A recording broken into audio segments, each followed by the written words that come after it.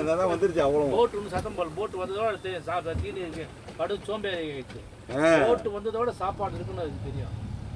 தேடி போறது இல்ல, நீங்க போட்டு போட்டு பழக்கி விட்டீங்க.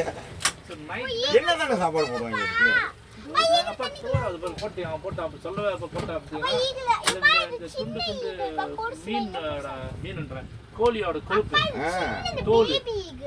ஓகே, இந்த ரெட் கலர் வந்து ஆண்கள், கொஞ்சம் கருப்பா இருக்குது பெண்கள். ஒன்னே வந்து எவ்வளவு பாருங்க, நல்லா பாருங்க எவ்வளவு இருக்கு பாருங்க. கருடன் இது என்னன்னா அவ்வளோ இருக்கு பார்த்தீங்கன்னா. கொஞ்ச நேரம் தான் வந்து எடுத்துருப்பேன். இன்னொன்று வரல எனக்கு, சி ஈகல் வரல. சி ஈகல் வந்து புதுசாக இருக்கும். ஆனால் இது பகலில் தான் இருக்கும். ஒரு வருஷத்துக்கு வந்து 3 முட்டை இடும். இதுல வந்து 3 முட்டையில் வந்து 2 குஞ்சு தான் இருக்கும். ஒன்று வந்து செத்து போயிடும். பட முடியாதா? இதெல்லாம் வீடியோ பண்ணாதான் முடியும். நீங்க வீடியோ தான் வீடியோ எடுப்பாரு அவர் இருக்கா போட்டோமே. பார்த்தீங்களா சரியான பெருசு அது கொஞ்சம். ஆமா, இந்த மாதிரி மலைகள்ல தான் வீடு இருக்கும். அந்த மலைகள்ல அவ்வளோ கிடக்குதானே கொழுப்பு.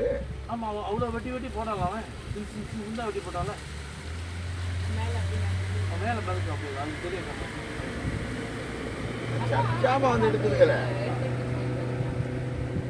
காலில் அப்படியே பிடிச்சிக்குதுங்க. நம்ம காலில் பிடிச்சி அப்படியே